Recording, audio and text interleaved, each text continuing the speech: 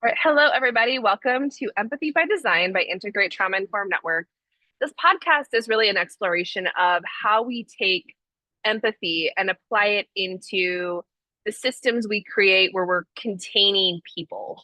That's essentially a very loose way of looking at this. It's an exploration of how we design with empathy in mind, whether we are a therapist setting up a system of healing for a client, or we're a yoga teacher setting up a trauma informed container for a yoga studio, or we are a university, which is what we have today.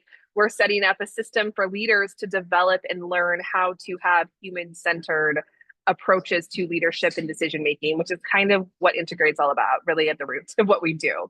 So today we have Dr. Randy Ziegenfuss and Brianna Young from, how do you say the university again? I just want to make sure I'm saying this correctly. Moravian. Moravian. Okay, cool. I stayed in my head one day and I was like, that's not right. Um, so Dr. Ziegenfuss is a lifelong educator with 35 years of experience developing a passion for teaching, learning, leadership, technology, and supporting the lifelong learning of students.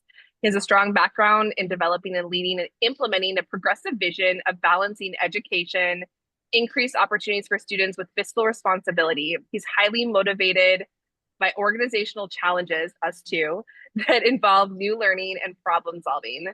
He's skilled at working collaboratively with a variety of stakeholders in the organization on small and large scale projects, utilizing data informed stance, to identify needs and to take action and achieve goals. He's also on staff at Moravian, right? I said that right? Moravian. Moravian, there we go, Moravian University in this program we're talking about, it's ed program that he and Brianna are in. So do you want to talk a little bit about your work, and then we'll introduce Brianna? Sure. So good to be here, Julie. Thanks so much for having us and for the opportunity Yeah. to talk a little bit about our work. So this is Yeah. a Doctor of Education program. I'm the Mhm. director of the program, and also, guess you could say one of the designers, one of the major designers. Before coming to Moravian a few years ago, worked with a couple of the education department faculty members Mhm. on designing a Doctor of Education, and the provost at the time wanted the program to be in transformational leadership. And initially, when I heard that, I kind of cringed a little bit because I was thinking like, ooh, buzzword. But then I was like, okay, let's leverage this. So basically, if we want to do a program in transformational leadership, we have to embrace the idea of transformation. So what we're doing is pushing back on a lot of the legacy systems that are in higher education. One of those being that the typical mode of instruction in higher education tends to be very instructionist, Mhm. as opposed to constructivist. And Mhm. so a lot of what we do is not sitting in Zoom for 12 hours each month and consuming content, but co-designing with people who are in the program, and acknowledging that everyone who is a member of the cohort has gifts and assets that they bring. And how do we design with that in mind? And so we have a syllabus, we have outcomes, but the way that we get there is very unique depending on the people that we have in the cohort. And there's a lot of deep democracy and contribution to the overall well-being of the cohort. And so that's just one example of how we kind of embrace this idea of transformation. So one thing that I shared with Bree earlier today was the phrase visceral experience. If you want to Yes. be a transformational leader, we want you to come to us and to experience the feeling of being that leader so that you can take those same ideas, concepts, and feelings and go back and do those things in your program. So we do think we're different in the way that we're not just saying we're transformational, we're living it. And when you Yeah. come here, you actually live it with us. I love that. I love that. So Brianna, you're a student in this program now. So tell us a little bit more about your work and kind of your work in the world. I know it's in education. I love nerding out with like educators going the leadership route. And tell us a little bit more about you and kind of your work, kind of what got you to this program. Yeah, so I think So much of my journey really has been very windy in its path. I started out as a middle school educator, um, not knowing what I was doing when I dove into classrooms initially and realizing I was learning just as much from my students as I hoped they were learning from me, and exploring and experimenting with ways to do essentially co-design, human-centered design, empathy-driven pedagogy without having the language for it, without having the words for it. It was just me really trying to respond and adapt to what I was seeing in front of me and what I felt my Mhm. learners needed. And so from there, that kind of sparked me into different learning journeys, different pathways, kind of stumbling into equity work before I had language for that, stumbling into trauma-informed practice work before I had language Mhm. for that. And actually, I met Randy through a very language-giving kind of meaning-making experience with Education Reimagined, who I think published that article that I shared that kind of Yeah, sparked this they did. conversation happening. Yeah. But really thinking about how do we again, see the human in the middle and then think creatively from who the people are and then build out from there. And so when I was looking for my master's, I got my master's in trauma-informed trauma-informed approaches and resilience in education. And I wanted a program that was different and innovative. And I was searching and searching, found one that worked, got the job done in the field I wanted, but the instructional process was still very like Canvas driven discussion boards that you post. Right. Wow, I appreciate your insights. And like it just meant nothing and didn't add any depth or insight.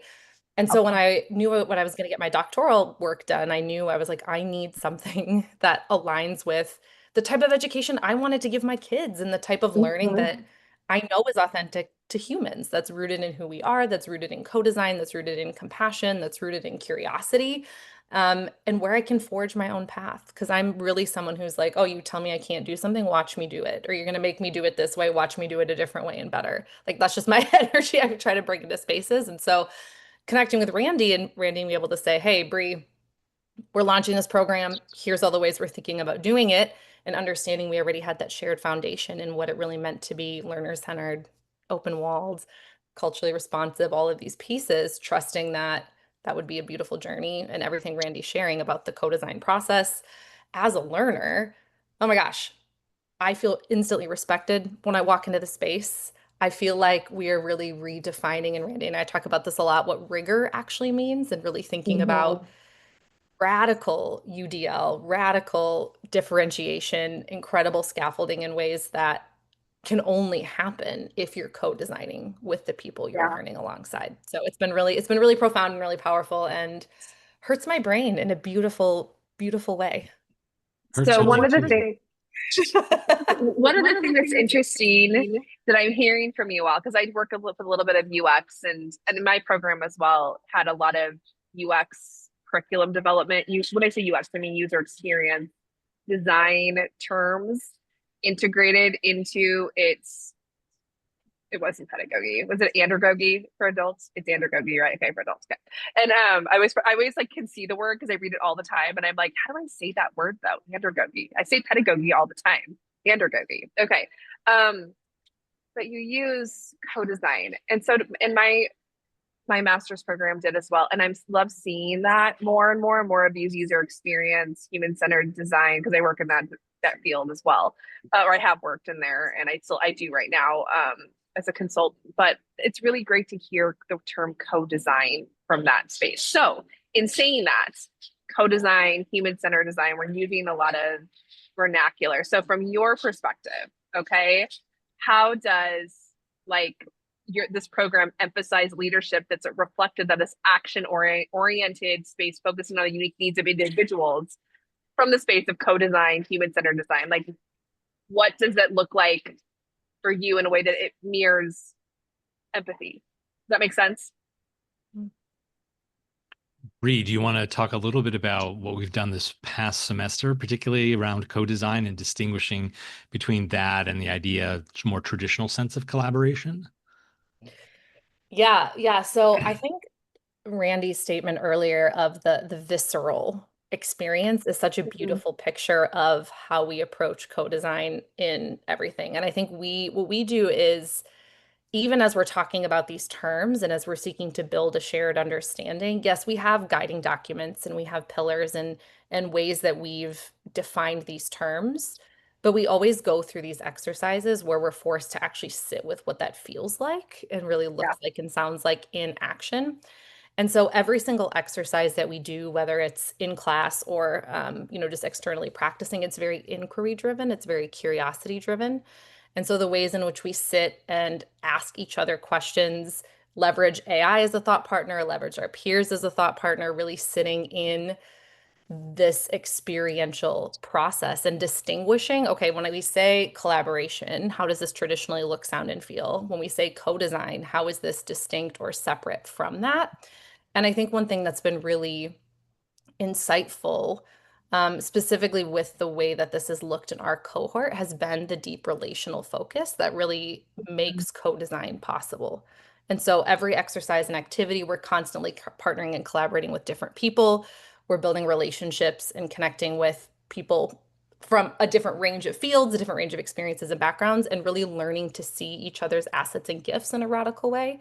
But because when you're on the ground, just having these conversations with people, those things just naturally can emerge and come forward. So I think all of these exercises are really, like I said, deeply embedded in radical curiosity, to borrow the title of one of the texts that we read this semester as well.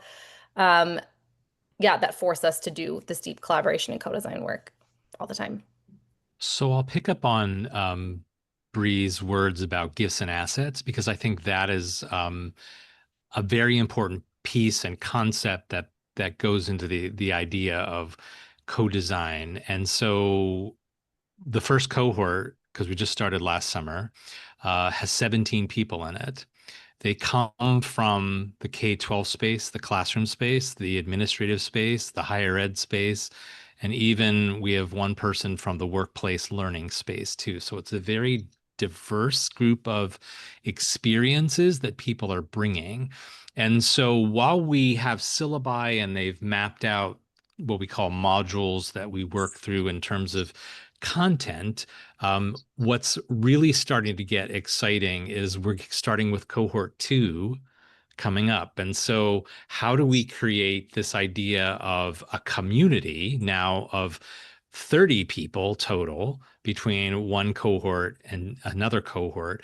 And how do we harness the gifts and assets of all those people, including cohort 1, to dip down into cohort 2 and to design some of those experiences?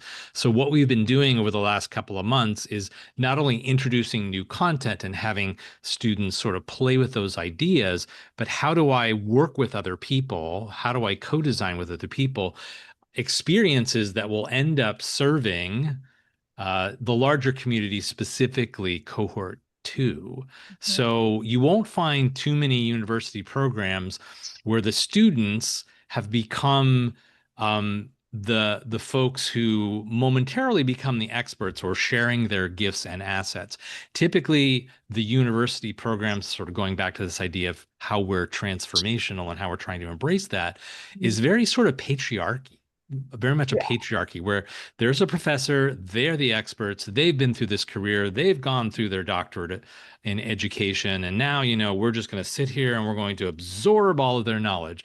And our way of sort of transforming that idea, that space, is to say, you've all got experiences. I might be the professor of record.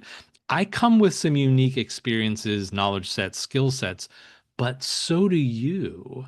So the design challenge is, how do you put all those pieces together? That's the kaleidoscope metaphor that was in the article. I love it. How do you put all those pieces together to create a beautiful image that serves and acts as a steward for the community itself?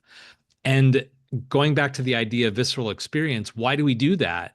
Because when you're a transformational leader in your own context, that's what you have to do. You can't be that person who has the title, who says, "Whoo, now it gets to be my vision." No, it's not your vision. You have the opportunity to put some vision on the table, but you have to look at who are the other humans in your field and how are you going to work with them to co-design whatever that innovation is, or that transformation, or that new thing that you wanted to transform. And so in the program, the students are having that experience that hopefully will transfer into their own leadership practice. And just this past weekend we met, and I remember there were a couple times I was like, okay, let's pause, because think about what that feels like, because that's a transferable skill and a transferable experience Yeah. into your practice. So Yeah. that's what I think makes this program very real and very authentic and very practical too. And it's so Well, meta. Like, I think what you're no, talking about, Randy, and like even a tangible example of this, right? Like talking about the planning for the next cohort, like obviously Randy and the team kind of set up learning experiences for us. And was it last month? I think we sat together and we looked at, or 2 months ago, okay, what are these experiences? You know what you did in the past. How might we completely reimagine them? What worked, what didn't? And we sat together in co-design teams and we're really curious about who might this next cohort of folks be? What did we learn? What have we learned, like not only from this experience, but then over the course of the semester? What have we seen modeled for us by our faculty? And then how might we lean into all of these pieces to design a better learning experience? And we even joked as a cohort, we're using so much like poster paper and sticky notes. Like, how can we build different experiences other than that? And just like laughing about different pieces because it's community and it's fun and it's joyful, but also then being able to design with purpose and saying, okay, just because we did this way in the past, even as we're innovating, we already built something cool and innovative. We don't have to necessarily change it, but we're still curious about how we might because we want to continue to refine. And I think there's just such power of humility as well in that style of leadership and witnessing that surface in, again, Randy could very easily sit here and say, I've got decades of experience. I know what it is to lead systems. This is the model that we're going to follow. And he just like doesn't do that. And I think that's really cool to see not only learn it in theory, learn it in academic text and literature and all the things we're reading, but then also see it modeled for us and then getting to try it on. It's just such like a meta experience that's really special in this program. If I could just throw in one more connection to sure. what Bree was Yeah. saying too, going back to the idea of visceral experience and design, when we created the space for the first cohort to work and collaborate and co-design with other folks in the cohort on a module for cohort 2, we intentionally set up the teams so that they were working with folks that they normally haven't worked with or gravitated to. In a cohort of 17, I'm going to build certain friendships that are going to be stronger than others. Perfectly normal, perfectly human. But oftentimes in our spaces, I have to work with people who I may not even know, and I may need to get to know, or I might not have worked with on too many other projects. And there might be people that I work with all the time. So we put them in combinations of people that were not affinity groups. So sort of experiencing, or what's that feel like when you're in a group that you have to sort of navigate. What are the norms? Who are these folks? What are their strengths and assets? Let me go back and kind of try and feel what's that like to design with people who you normally don't get to design with. So I think that was a very Yeah. important Yeah. design decision that we made.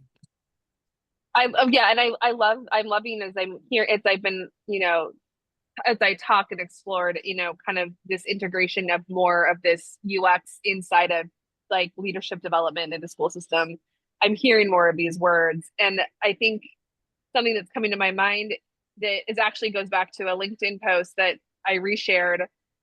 If it goes back to what you were saying, visceral experience. Her name's Dr. Vicky V. I don't know, but she had a really great post to the day that I reshared. And she talks about how psychological safety, because we're going back to trauma informed stuff here, asks, am I allowed to be here? And psychological agency asks, this is going back to that visceral experience and modeling, do I get to shape what here looks like? And I really liked how she put those together, because I feel like when I hear you talk, it kind of feels like what she's saying here is we don't know what it looks like because it never was modeled to us. We never experienced it. We never got that meta experience unless you went through a program like this or were connecting dots or something like that. Very creative. You're a designer, you probably didn't have those experiences. So how do you, and maybe Brianna, this is more of a you question, how do you see yourself as an educator learning to shape spaces from this program? That makes sense. Like a psychological from like like, so how is your trauma informed? Here we go. Let me reframe this. How does your trauma informed like schools experience transforming into be more visceral from that perspective? Yeah, so I think one of the core kind of, I don't know, maybe behind the scenes are the components of what we're exploring universally through each inquiry and each exercise is the idea of discomfort. And what does that look like to sit with maybe some cognitive discomfort, some social discomfort, some intellectual discomfort, and distinguishing that from the idea of safety. And my friend Trevor has a podcast and stuff, the Learner Lab, but he always talks about this idea that the best learning happens right like at the edge of our ability and just outside our comfort zone. And I think that's an element of when we think about what it means to be trauma informed and create spaces and hold spaces where people can experiment and explore and learn and grow. That does involve some level of internal tolerance for a type of discomfort, monitoring and Yeah. paying attention to these signals that come up in us. And oh my gosh, like I'm in this activity and I'm not partnered with people I'm used to working with. How does that feel? Why am I getting those feelings? What identity and power differences maybe are coming up with this? How is this shaping the way that I'm moving forward and designing or not, right? And so being able to sit with curiosity, even for our own internal experiences, is a great growth edge that's coming, I think, out of this program. And then that translates really clearly into, okay, now I understand a little bit of the internal workings of someone who's being led in a transformational way because the brain's a predicting organ, right? Trauma disrupts our sense of stability. And when we're in transformational and innovative spaces, how we think about stability is really different, right? Because it's not predictable. I can't always know what's coming. And I see that as a good thing? And how do I build my muscle to get comfortable doing that? And I think the ways that we're designing these inquiries and having these collaborations and authentic conversations about where did I feel uncomfortable in this? How did that actually catalyze me to grow instead of pull back into like, ooh, I don't want to try, is really powerful. Anything else on that, Brandy? It was beautifully said. Beautifully said. Awesome. No, I love that. I think that that's really great. And I think that says a lot. Is that kind of what you mean by the kaleidoscope?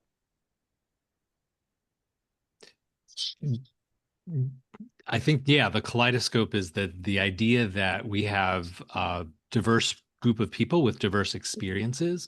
Okay. And then how as the leader do I design for that or with that? Okay. Okay. And that's your visceral experience. And it's really interesting because I think when we start thinking, at least in my experiences in the various places I've been, whether it's, yoga or in the design world or education, it is that internal work you were just talking about. That curiosity is really, that's transformational. I mean, that's the whole thing, is you're going through that process of being challenged by what, prior beliefs about people and systems and situations and having to problem solve around that. So, and that goes into like kind of this concept of the kaleidoscope. So can you talk a little bit more about how that kaleidoscope, go into that deeper? Like how does that kaleidoscope kind of help foster transformation? I think what I go back to is the idea of gifts and assets. One of the Okay. very first activities that we did was create a shared slideshow where everybody articulated their gifts and assets. And think about the learning experiences that you are involved in. Typically, are those things surfaced, or do we cut right to the task at hand? And we've done the reason why our program has a residency is largely to build that sense of community, that sense of belonging, and understanding what are those things that people are bringing to this experience. And so the idea of the kaleidoscope is slowing down, turning the I actually have one of them here. Yeah, You got a kaleidoscope. But how do you turn this and see all of the unique, distinct pieces intermingling, commingling, and designing something that's totally unique to that group of people? And as leaders, how do we take the time to collaborate and work with people and leverage together those gifts and assets to create that unique transformative outcome. And one of the other things that is sort of an understanding and a principle of this program is that the environment that you work in, Julie, is different than the environment that Bree works in. And so there is no blueprint. Yeah. There is no blueprint. And that's one of the reasons why we embrace action research too, because action research is very iterative. You might be working on the same intervention, but in different places. And those places have people with different gifts and assets, a different kaleidoscope image that comes up when we twist that. So the idea of the kaleidoscope is the unique intermingling of the gifts and assets of the humans that are involved in that transformational process. And how do you, as the leader, design and allow for that to emerge along the way? And if I can keep playing with that analogy, as I also think about like the programmatic design for the doctoral program, like right when you think about that kaleidoscope, there's also little prongs inside there, little other boxes that kind of the beads bounce off of to make the pattern. And I think about all the different pockets in which we've created opportunities for co-design that allow the gifts and assets of everyone in the cohort to emerge in really cool ways. And so, yes, we have our inquiries, we have different collaborative groups, we have our action research partnerships where we get together with folks who are exploring similar-ish investigations to us to sit and collaborate strategically. But then even more so, we have pockets of things like salons where we allow different folks in the cohort to offer micro professional learning sessions where we can come, drop in, learn from wine tasting to future building to world building exercises to AI experiments. We have connections before content that we start every class time with, where we spend time just getting to know each other in different ways, just to really keep the human at the center of it all. We end every single class session with some type of gratitude practice that everyone is, I mean, we've met how many times, we've never duplicated, we've never replicated any of these exercises. And like, you would think there's only so many ways you can do a gratitude practice in a conversation, but it's truly limitless. And seeing all the different ways that folks are designing with the group of people in mind that's in front of them in order to build connection as we think and learn alongside each other is just another beautiful way that through the structure of the program, our gifts and assets have been able to shine in really unique ways that you might not also expect in a higher ed context. And to pick up on that it would be so different, wouldn't it, if I was as the professor of record in total control of all that? Yeah. Those things would not emerge. Those learning experiences would not be there. Those that's a transformational piece of this program. If you go any other place, you're going to have an expert standing up in the room. And right now, this proves that there's a lot of expertise in the room, in the cohort. And one of the ways that we're transforming leadership to do transformational work is breaking down that hierarchy. Yes, there are times when we do have to have hierarchy. There are times when there are blueprints, and there are challenges that we face that do have a formula that we can follow that we know works. But we're talking about transformational challenges, creating systems that maybe don't yet exist, at least maybe in the space in which you operate and you work in your practice.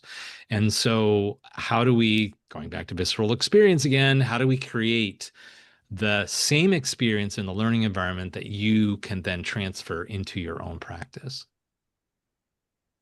Yeah, I love that. And I love how you, well, because you sounds like you, I mean, I've done tons of action research in my time. I mean, that's action research, right? That's the blueprint that you create for the space that you're in, right? For the kids that are in front of you at that moment in that space. That's why I love action research as well. So tell me a little bit more, moving into another concept that article talked about, which is the leadership workbench. What's that for you? Talk about that. So from the very beginning, one of the things they got in their swag bag was a set of cards, transformational leadership cards, as Bree is showing. And it's this metaphor that again, there's no blueprint. but there are pieces. And so we have syllabi, and there are certain what we call threshold concepts that are embedded in each of the courses that we have. And so the cards each have a threshold concept on it, something that we think, at least at the start of a transformational experience, something that you might choose to be a part of your design of the transformation in your organization. So we use this metaphor of the workbench. So I, as the leader, have a leadership workbench. I'm going to put not only my histories, my identity, my experiences, my gifts and assets, those are all items on the workbench. But then I mix my context in there and certain concepts that are going to help us move that transformation forward.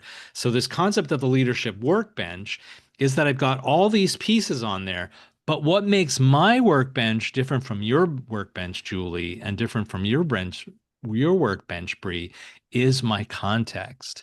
And so I might emphasize co-design a little bit more than maybe a transformational theory, or I might take the idea of a learning theory that might be important in the kind of transformation that I'm trying to do in my context, and I might put that piece on the workbench, and I want to move these things around and see how does that learning theory integrate with co-design and other gifts and assets that are on my workbench with the people that I'm working with. And so how am I going to move these things around?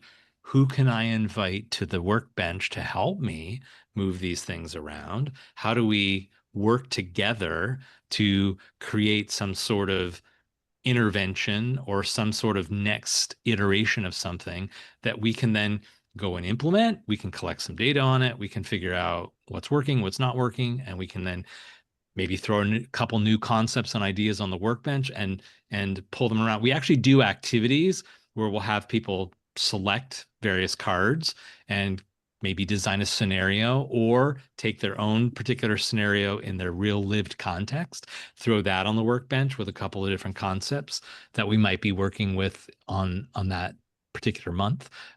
So that's sort of the general idea of the workbench. And I think like specifically looping back in that trauma-informed lens as well, when you think about like so often these things that come at us, especially as a leader, the challenges that might come in a workplace, things that are thrown at you may not expect. So often what makes that something that we can navigate versus something that becomes like traumatic or highly stressful, overwhelming is the resources that we have either internally or externally to mitigate that challenge. And so I think about a lot this workbench and this toolkit analogy really is this helpful idea of I have a pile of theories, strategies, approaches, ideologies that are sitting on this bench. I can then pick and choose the resources that I need. And it feels like it's a large, really well-equipped approach to thinking about specifically adaptive challenges because things may come that I might not expect. And it isn't just simply oh, I do this and then problem solved. It requires a lot more nuance. It requires a lot more creativity. And so when we have this workbench metaphor, it's really being able to say, okay, like the problem is here before me. What things can I grab off of my, what tools do I need to really solve and work with folks to build a solution for this that maybe hasn't yet been created? And so I think about that as a really powerful thing for me to think about going into leadership scenarios, being able to say, okay, I can pick and choose the tools that I have. I've learned about them. We've tried them on. We've played with them in different iterations. So really feeling empowered that these things aren't going to become these overwhelming circumstances, but challenges that we can actually manage and work through as a leader because we have the tools we need. That's awesome. That's so cool and so needed. I mean, yeah, I mean, so many times, I mean, when I've been working, I've worked in a wide variety of environments, and lots of times it's like, well, here's a protocol. Here's what you do. And people are like, well, this doesn't fit the protocol. Like that's right. That's not the procedure that's appropriate, right? And that's what I love about this workbench idea. That's beautiful. It's a beautiful. I'd love to add one more thing. So in the set of cards, there are some blank cards too. So as we go through the semesters and we have new texts that we encounter, there might be new threshold concepts that people could add to the card, literally or figuratively. And so there might be new pieces on the workbench, but the really, really powerful thing is that as I'm working this through with other people in my context, the idea of reflection, okay, is Mhm. really important. And I think a really one of the defining pieces of our program. And that is that you've got this class time where you're playing with these theories in a very constructivist way and very personalized to your context. And then as you go back, as you leave class and you go back into your environment, you are tightly integrating these theories and concepts and the ideas and the play on the workbench with your actual practice. And then you are reflecting in what we call an impact portfolio. So we get these sparks that people write about. Something happened in my work today, and I was connecting this concept or this piece on the workbench or this idea of co-designing with or this idea of gifts and assets. And so they're pulling those cards, or at least literally or figuratively, and then writing about it. And to me, that is rigor.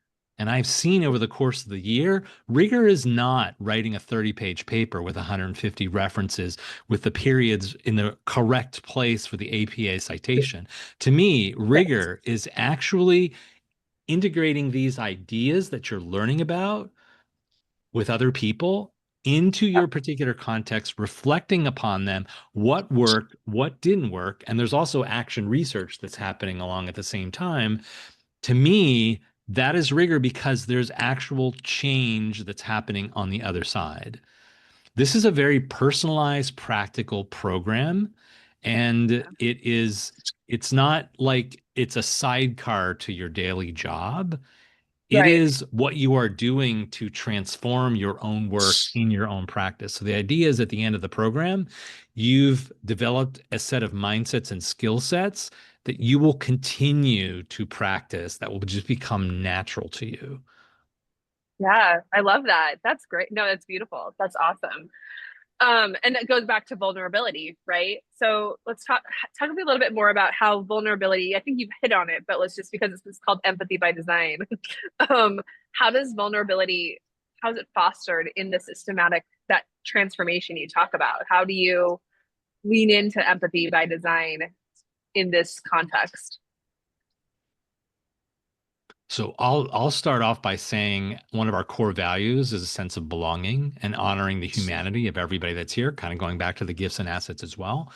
So how have we designed to create a sense of belonging such that people feel vulnerable in, and I think Bree, you would agree, we've created a really high level of vulnerability in the cohort. People are very comfortable sharing stories, personal things inside, outside of work, practice. A lot of, I would say, we have strong evidence that there's a high sense of belonging within the group. And is it always perfect? Sometimes it goes off the rails a little bit, but we have Right. that grounding that people can be vulnerable to have those conversations. I didn't Hmm. feel good about that. Here's why. Let me talk about that.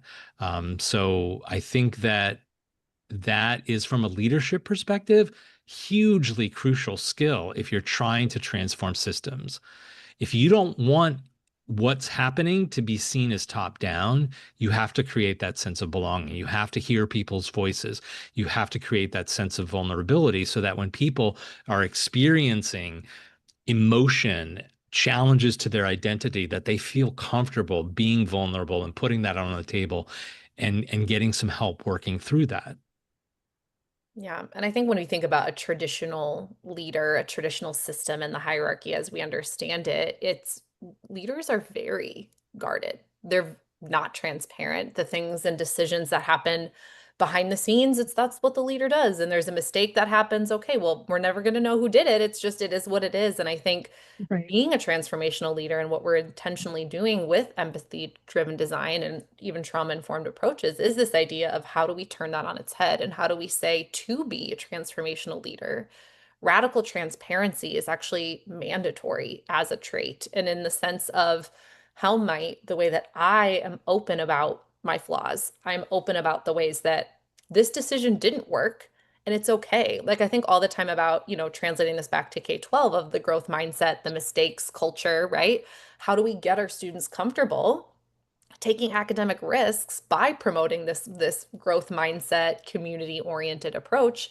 And really we're just taking that and molding that differently into a higher ed context of being able to say, as we co-design, that activity didn't work. That didn't land the way we thought it would. Or I approached it completely wrong and I felt like I needed to completely redo my portfolio and fix something. And it's like, no, no, no, no, no, that's okay. Like we learn, I use this video with my university students. I teach that this educator talks about this phrase of, oh, that's a good mistake. And I think that's what vulnerability really looks like, is being willing to lead with error analysis, being willing to lead with curiosity about your own approach to things in a way that invites others to feel safe to do the same.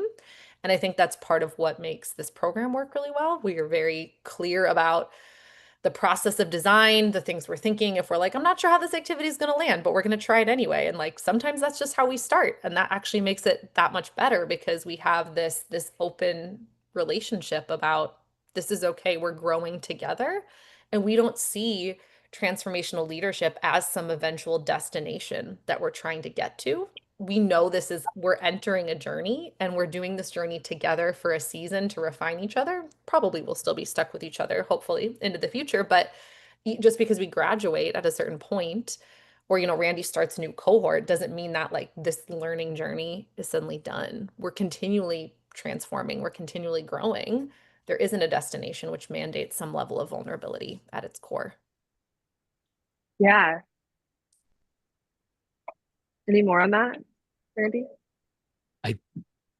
There was one thing that was going through my head as you were talking, and that is that whenever we're in a learning space, the hierarchy is flat. We're all equals when we're in the learning space. Like I might be the director of the program, and there sometimes I have to invoke that sort of level of hierarchy. But when we're in the circle, in the space, and actually when we're in a physical space, we do sit in a circle, which is nice. There is no hierarchy. I have no more to contribute than you do, Brie, and everybody else. I have something unique to contribute, but so do you too. And so I think by flattening that hierarchy goes back to the idea that it's easier, it's inviting to be vulnerable when you feel like there's not going to be that judgment or that hierarchy that's going to sanction me or deduct points or something like that. Some sort of ridiculous thing like grading. But yeah, so I think that idea, a flat hierarchy, especially when we're in a learning space, is something that really contributes to the idea of and inviting people to be vulnerable. I love that. So as we close off here, let's like one takeaway, like a reflection point or something like to offer. Like as you think about, we start thinking about this capacity for visceral experiences, the felt sense. Okay, because we've been talking a lot about these like immersive people experiences, right? What's something that comes to mind for you? It can be in life or whatever, as you start thinking about like an empathic experience. So is there any takeaway from things you've heard here or think something you're reflecting on in this program that makes you really think through the concept of, a felt sense or a visceral experience for you today? Does that make sense? So for me, I have my own practice in the university too. So outside of the program, so I do teach other classes and I do work with other faculty members. So even as the professor of record, I am experiencing alongside the students that visceral experience of what it's like to lead something that's transformative. And I leave class and I go back into an environment that is very different and that I feel that dissonance. And then I feel what it felt like to do that work with a group of like-minded people. And then I have to work on my own practice. So I am doing as much integration and real work alongside these 17 people as well too, which I think also flattens the hierarchy. It's Yeah. I'm not somebody who's walking in and saying like, I already did this, like now I just get to sit back and watch you all try to do it. No, I'm experiencing that during our learning opportunities when we're together, and then I'm going back and struggling just as much and reflecting just as much and doing as much action research as they are too. And maybe I can get a second doctorate. Who knows? What about you, Brianna? Honorary doctorate from the program you lead. I think that seems Right. I love it. That's very meta. It is. Yeah. We love it.